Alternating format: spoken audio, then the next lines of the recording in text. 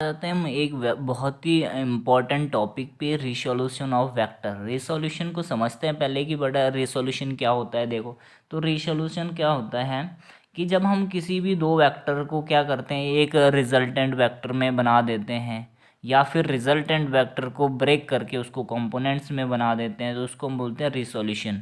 ठीक है, तो बहुत ही इजीली आपको ये समझ में आ जाना चाहिए। जैसे 2 और 4 है, अगर फ्री स्पेस में पढ़ रहे हैं, इसको हम ऐड करके 6 भी तो लिख सकते हैं, या फिर 6 को हम स्प्लिट करके 2+4 भी तो लिख सकते हैं। ठीक है, ऐसी वेक्टर की केस में भी होता है कि भाई दो वेक्टर हमारे पास फ्री स्पेस में पड़े हुए हैं, जब हम इसके प्लस के फॉर्म में इसको लिखते हैं तो उसी को रिसोल्यूशन बोलते हैं, नहीं?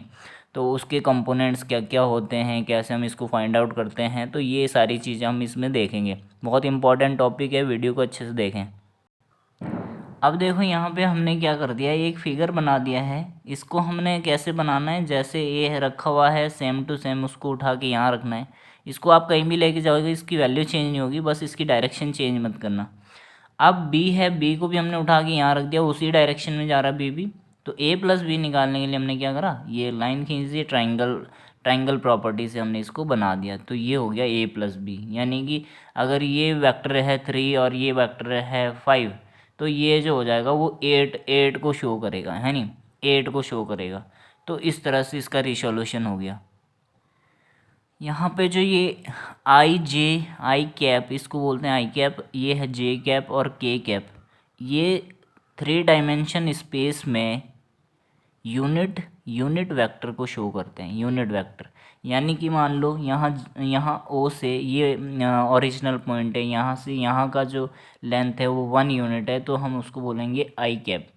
यहाँ से यहाँ 1 यूनिट है, उसको बोलेंगे जे कैप। यहाँ से यहाँ के यूनिट है, उसको बोलेंगे के कैप।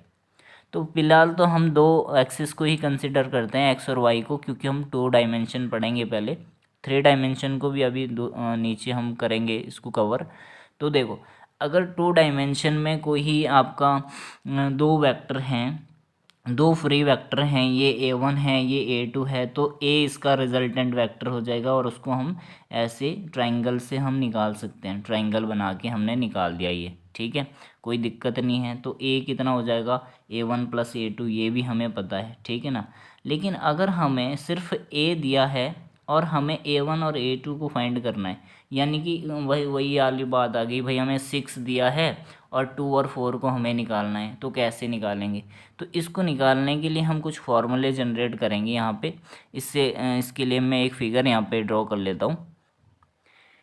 ये इसको हमें निकालने के लिए, अगर हमें देखो यहाँ से यहाँ तक का अगर यूनिट है तो हम आई कैप ले रहे थे, भाई यहाँ यूनिट तो नहीं होगी, कुछ होगी, 2 3 4, तो 2 3 4 को ये ए एक्स रिप्रेजेंट करता है।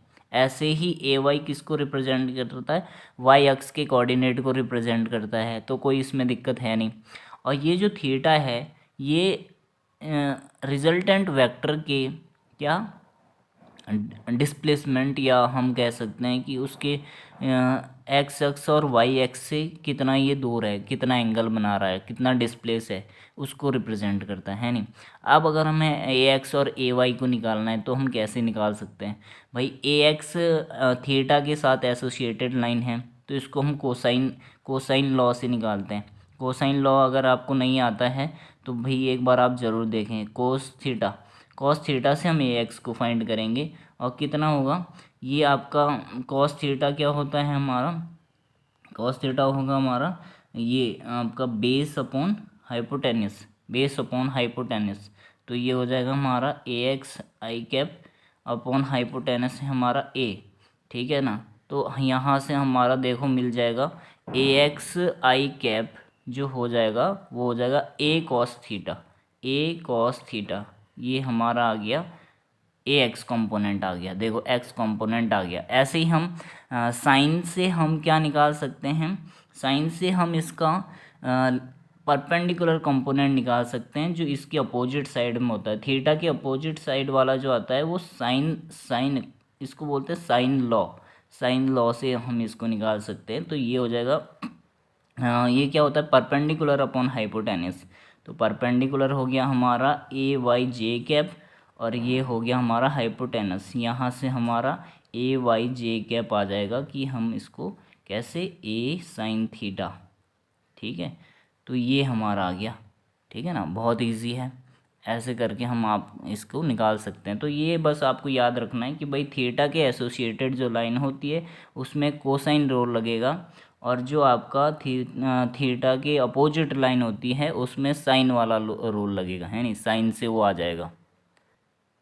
अब अगर यही प्रॉब्लम आपको 3D में अगर मिल जाए तो 3D में आप इसको कैसे निकालोगे? भाई 3D में भी कुछ ऐसे ही निकालेंगे, जो हमारा ए एक्स होगा, ए एक्स के एसोसिएटेड जो एंगल है, तो ए एक्स आई कैसे निकालेंगे आप? ए एक्स के एसोसिएटेड कौन सा एंगल है? अल्फ़ा है नहीं, तो कोसाइन से आएगा क्योंकि इससे एसोसिएटेड है ये, तो ए कॉस अल्फ़ा हो जाएगा इसका, है नहीं। ऐसे ही देखो वाई के एसोसिएटेड है एंगल बीटा, तो एंगल बीटा सारे कोसाइन से ही आएंगे क्योंकि ये एसोसिएटेड है एक दूसरे से, है नहीं, ये एक दूसरे से एसोसिएटेड है। बस यहाँ आ जाएगा ये cos beta, cos beta. 3D में यही होता है कि भाई जिसके साथ एंगल एसोसिएटेड होता है तो वो एंगल यहाँ कोसाइन के साथ आ जाता है नहीं।